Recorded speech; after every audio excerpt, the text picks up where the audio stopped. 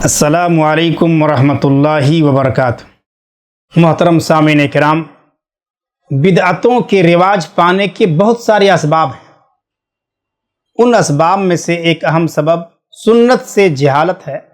نبی اکرم صلی اللہ علیہ وسلم کی سنت اور آپ کے مقام اور مرتبے سے ناواقفیت ہے۔ اللہ کے نبی جناب محمد رسول اللہ صلی اللہ علیہ وسلم نے اپنی امت کے سامنے شریعت کو واضح انداز میں بیان فرمایا ہے۔ ایک ایک چیز کو اللہ کے نبی صلی اللہ علیہ وسلم نے بتلایا ہے۔ دین کا کوئی بھی گوشہ اور کوئی بھی پہلو اللہ کے نبی صلی اللہ علیہ وسلم نے تشنا نہیں چھوڑا ہے۔ اللہ کے نبی صلی اللہ علیہ وسلم نے خود یہ بات ارشاد فرمائی ہے۔ سنن ابن ماجہ حدیث نمبر 43 کے اندر روایت موجود ہے کہ قد ترکتکم علی البیضاء لیلھا کنہارھا لا یزیغ عنھا بعدی الا ہالک۔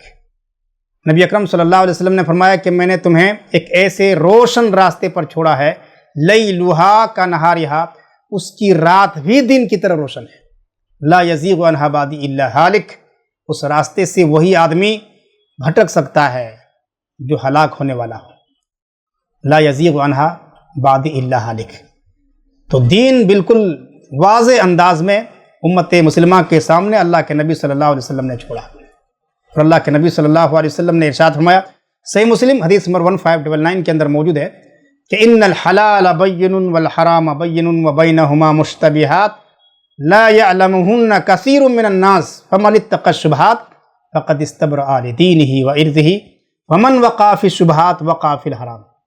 امام کائنات جناب محمد رسول اللہ صلی اللہ علیہ وسلم نے ارشاد فرمایا کہ حلال بھی واضح ہے، حرام بھی واضح ہے، بالکل واضح ہے۔ ان دونوں کے درمیان، حلال اور حرام کے درمیان کچھ چیزیں مشتبہ ہیں، لیکن اللہ کے نبی صلی اللہ علیہ وسلم فرماتے ہیں کہ جو ان شبہات سے بچ گیا اس نے اپنے دین کو بچا لیا، اپنی عزت کو بچا لیا۔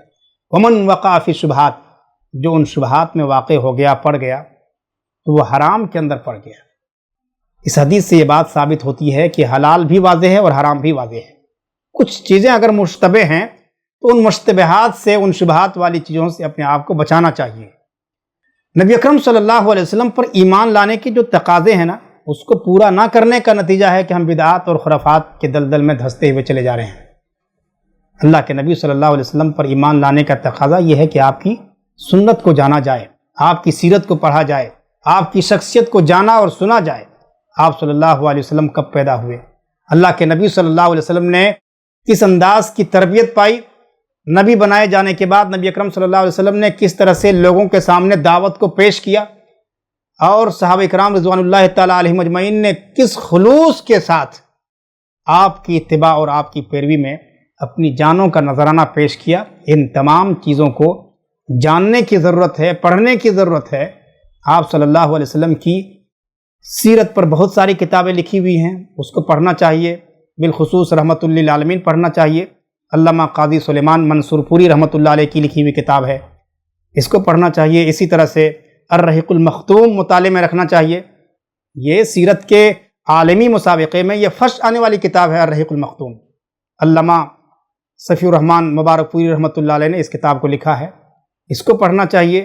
اور بدعات کی تردید میں جو کتابیں لکھی ہوئی ہیں اس کو بھی زیر مطالعہ میں آپ رکھیے۔ انشاءاللہ العزیز بدعتوں سے دور رہیں گے، اور دعا کرتے رہنا ہے ہم تمام کو کہ اللہ ہم تمام کو بدعات اور خرافات سے ہمیشہ ہمیشہ کے لیے دور کر دے۔ رب العالمین کی بارگاہ میں دعا کرنا ہے انشاءاللہ اللہ تعالی ہم تمام مسلمانوں کو کتاب و سنت پر عمل کرنے کی توفیق عطا فرمائے اور بدعات اور خرافات سے دور رکھے۔ آمین۔ وصلی اللہ علی نبینا محمد وآلہ وصحبہ اجمعین۔